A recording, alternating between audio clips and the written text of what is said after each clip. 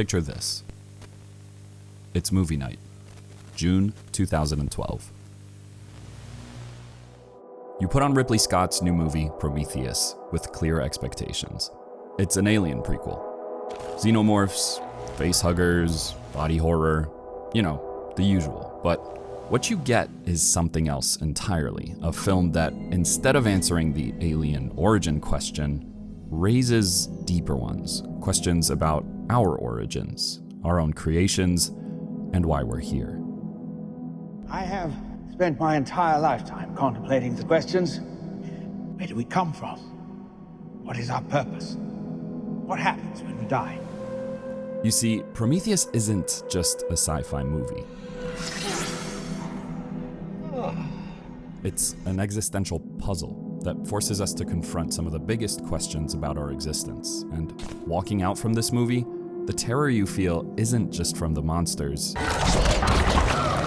but from the realization that some questions may never be answered.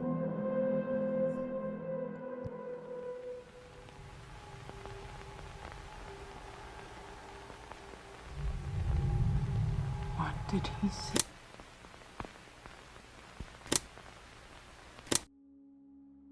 Getting Prometheus's ideas to land was like walking a tightrope for Ridley Scott. On one hand, he's delivering a film that exists in the same universe as the 1979 classic, A World of Dread. Talk to me. Copy. Talk to me. Paul! Horror and survival against unimaginable odds, but on the other, you have this grander, more philosophical exploration of creation, life, and humanity's search for meaning. The movie's shot selection exemplifies this idea. So let's get into some. Let's start with the wide shots. Typically, wide shots are used as establishing shots, basically communicating information about a subject's environment before it moves in closer.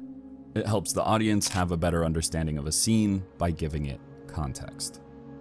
Here, they do just that, except they're so wide that they completely dwarf their human subjects, making them feel at times inconsequential and at others as intrusions on their environment.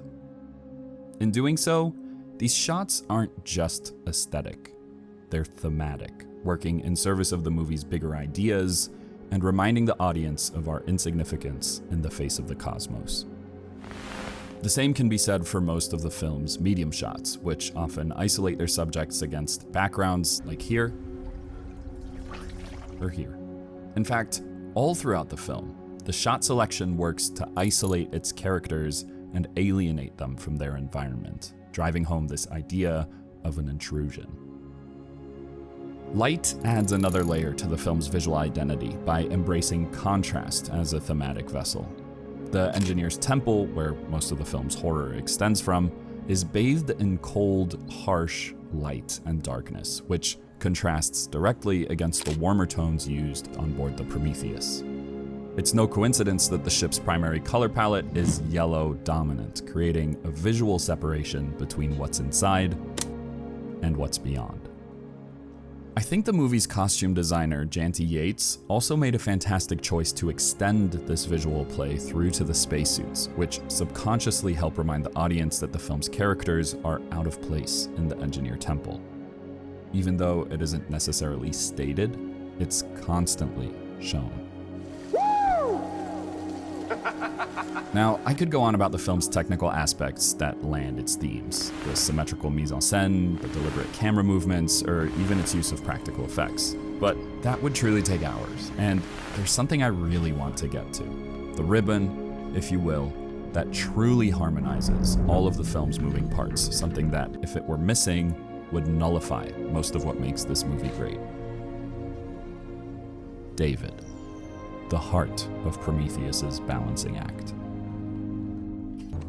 I was designed like this because you people are more comfortable interacting with your own kind.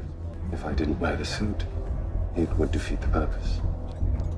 Played by Michael Fassbender to a scary level of perfection, David is an android. Yet, in many ways, he reveals himself to be the most complex character in the film.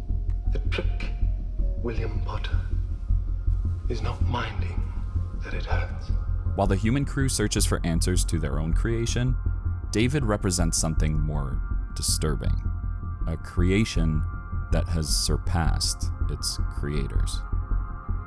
As a being detached from the moral and emotional framework that defines humanity, David is driven by his curiosity, which is cold, clinical, and calculated. Organic. Among other things, David embodies the tension between creator and creation.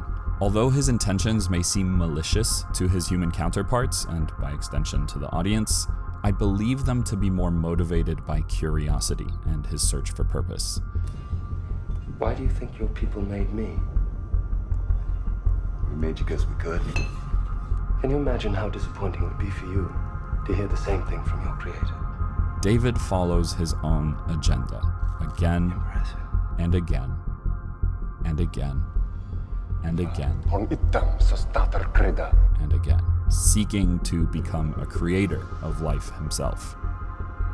You're pregnant. But on a grander scale, David's role is crucial to the film's existential themes, beyond just the tension that he creates. He is the bridge between humanity and the engineers, a creation that has surpassed his creators and still seeks purpose. Doesn't everyone want their parents dead? His character arc ultimately serves as a reflection of humanity's existential plight, and by the end of the film, he survives. Not through emotional attachment or loyalty, but through calculated adaptability. Because without me, we'll never leave this place. It isn't triumphant. It's hollow, which even comes down to his physical appearance by the end of the film. The most powerful mind in the world. Confined to the physical limitations of a severed head. He represents a future where, despite a creation outliving its creators, it lacks the emotional, ethical, and philosophical frameworks that make its existence meaningful.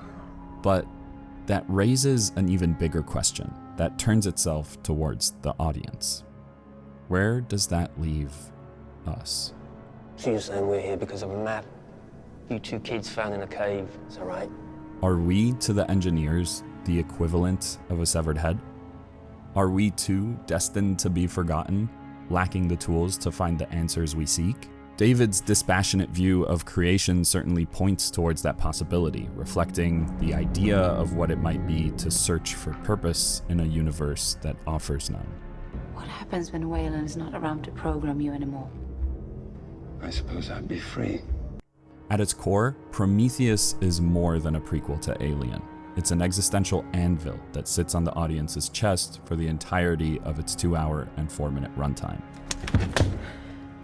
My deepest condolences. I'm going to have to take this. In the end, the film doesn't give us answers. Instead, it challenges us to sit with its questions, inviting in the possibility that the search for meaning might be fruitless, or a truth we're not ready to face. Even after all this, you still believe, don't you? Therein lies the weight and the horror of the film, but also its comfort. I think that, from a certain angle, an inconsequential existence in an indifferent universe is freeing in some way. That, if really none of this matters, then why not embrace the hand we're dealt? Pursue our dreams and hold our loved ones close.